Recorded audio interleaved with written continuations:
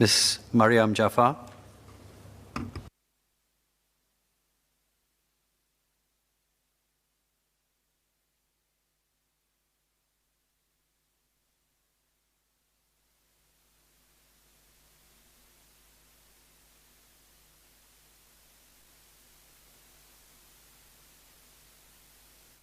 Mr. Deputy Speaker, I rise in support of the bills introduced by the Minister of Manpower.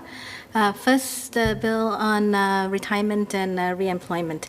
The proposed amendments give older workers the flexibility and choice, not obligation, to continue working for a longer time if they are willing and able, in line with increases in life expectancy and our aging population. It gives older workers the opportunity to increase their retirement savings. Older workers bring invaluable experience to any organization. We all know colleagues, friends, and family members who can, want, and do contribute long past the current retirement age.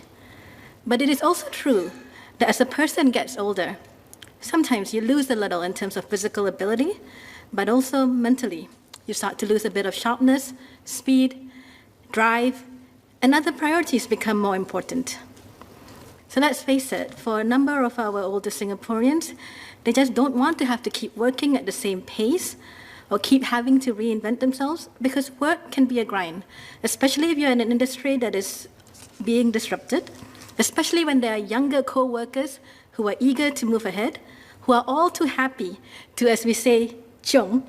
And on their parts, companies need to be able to create space for these workers to move up the ranks faster. The re-employment framework has been always given flexibility to employers to adjust re-employment terms and roles.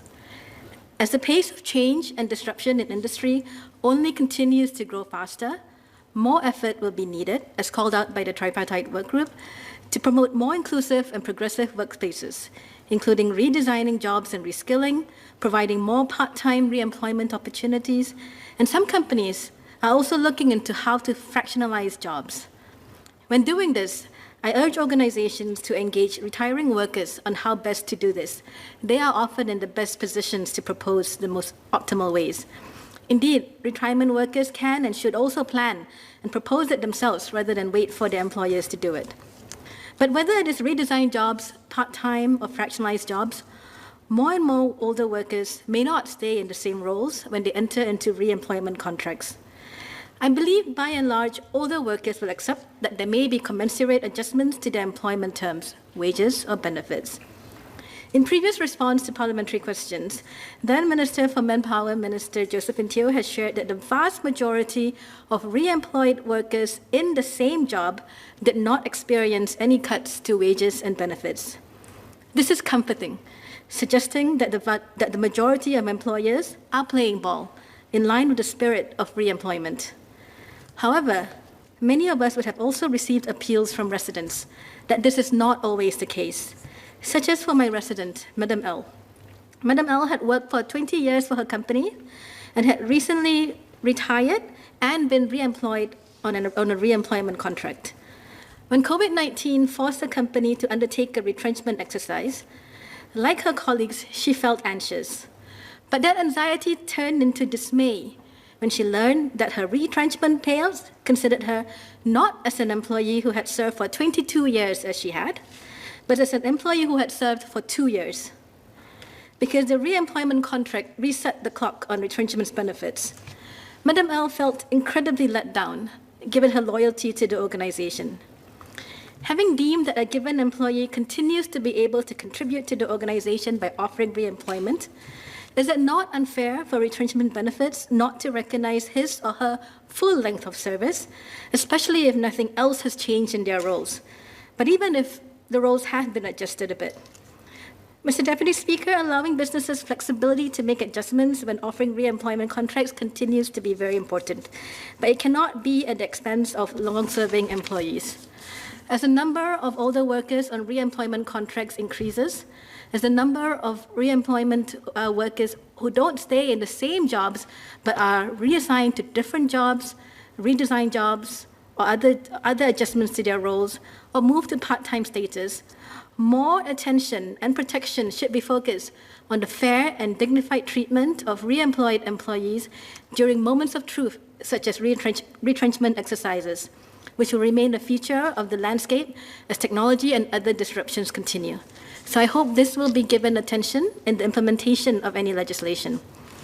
At the same time, we should continue to review the social safety nets afforded to older workers, lower income ones especially, so that today's retirees and future generations get the dignified retirement that they have earned. Notwithstanding the above, I support this bill. Now, the CPF bill. Mr. Deputy Speaker, the proposed amendments to the CPF Act provide welcome simplification and streamlining of various CPF processes. I would like to focus only on the proposed amendments related to the disbursement of unnominated monies to a beneficiary representative. The disbursement process today can take a long time and feel quite complex to family members. This is especially the case when there are large families with a claim to the CPF monies. Recently, I had an MPS appeal where the case had been in limbo for more than a year, with several back and forth queries with the Public Trustee Office. The proposed amendments will allow more families to receive payouts sooner during a difficult time. The increased efficiency, however, should not come at the expense of the next of kin deserving of a share of the funds, particularly in the situations where there are family disputes.